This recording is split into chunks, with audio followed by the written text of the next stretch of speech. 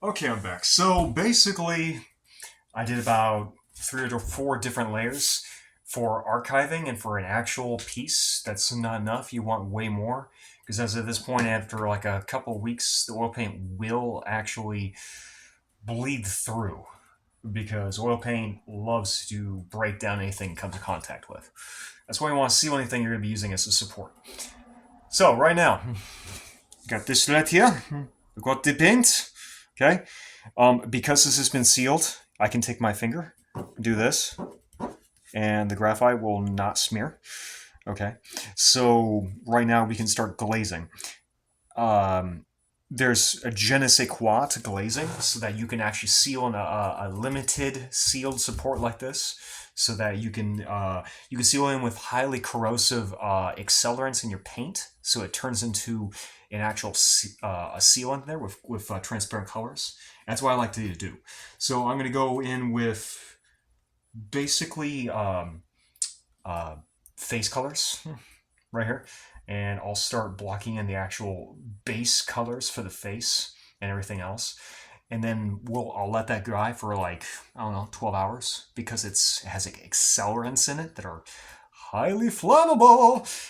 You don't want to, you just want to let it sit. Okay, so let me show you how to do this. It's kind of hard for me to see the camera, so you may not see some things. You don't see the palette. You don't see the honking nine tails from Pokemon painting I have right over here. Um, I'm sure you barely see this. We're not trying to get rid of all these lines. That's impossible.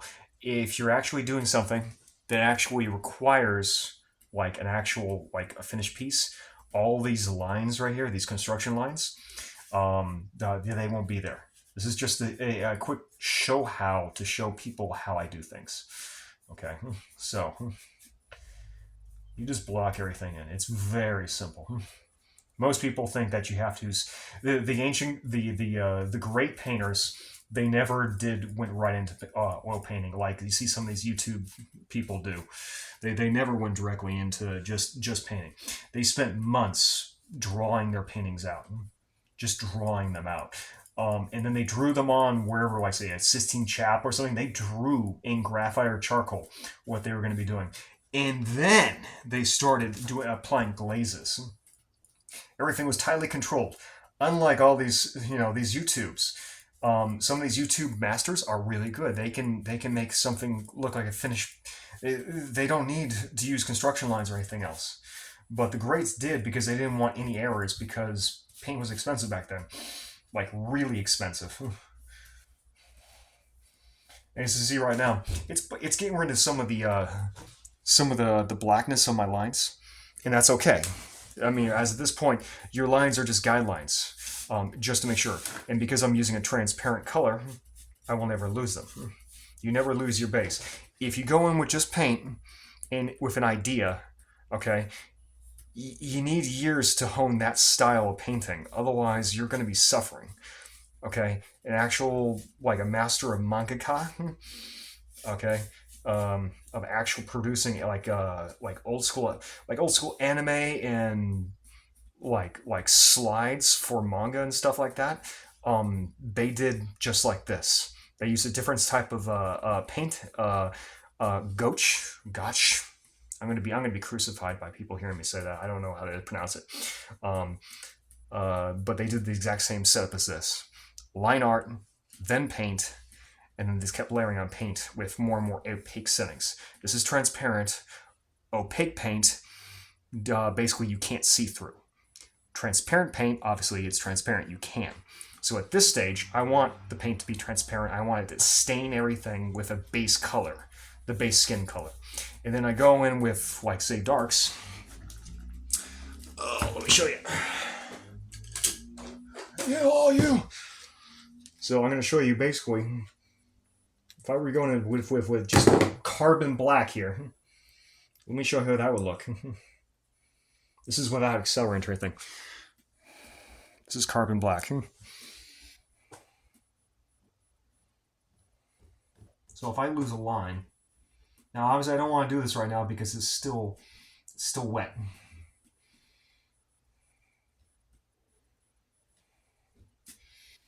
But if I want to make a definition, like an extra definition somewhere, like here, right?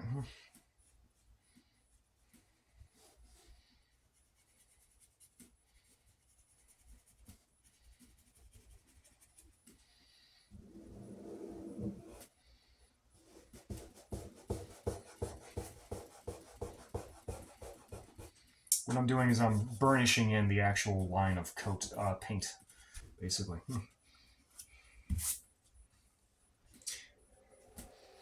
This paint that I'm using has no accelerant. It's not suitable for this application. This is just to show you guys basically what I do.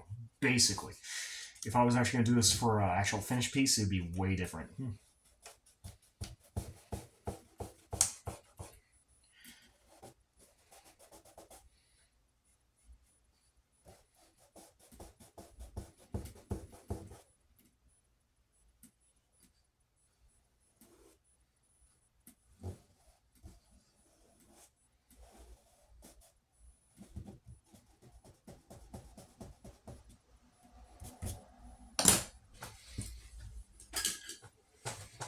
This is a stiff brush meant for oil.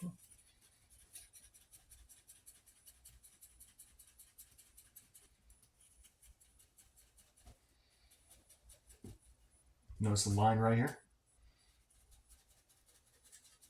I'm feathering that and attempting to destroy it.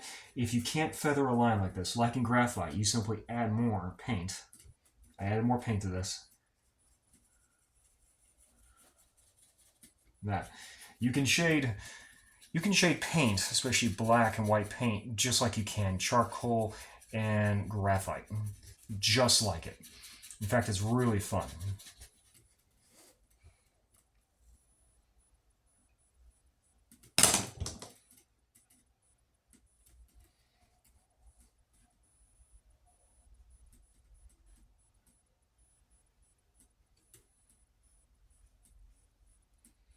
Because I'm just using basic paint out of the actual tube, I don't get a fluid nature for the paint.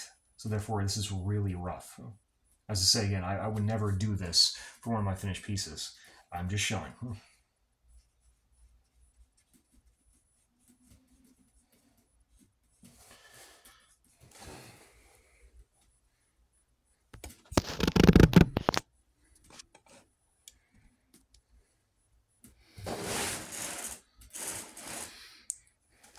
So basically, yeah. So I let this dry and then I start layering on. Now, the blackest blacks, like the line art, I usually wait until the very end. It's like the second to last thing I do in a painting. And then the very last is to clean up after that line art, basically, with extra shading and stuff like that. This is basically, because this is pure black and pure white, it pops out.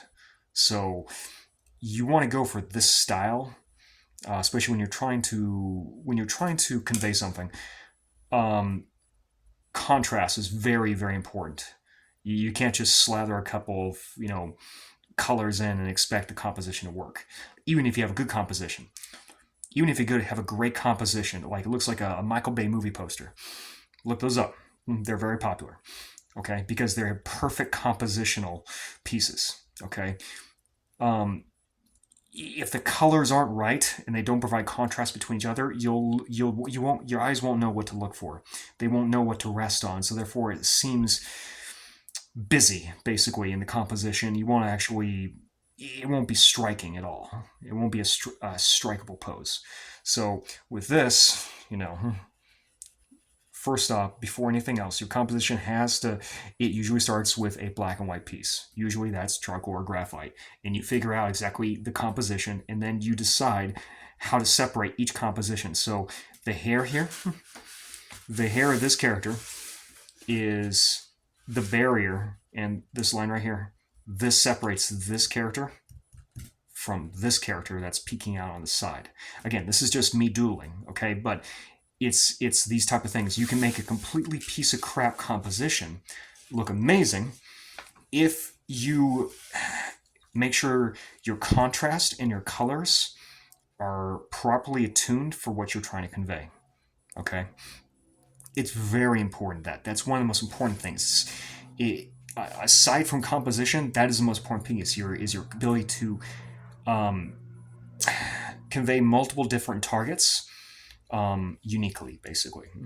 And again, I'm not trying to even put too much effort on this.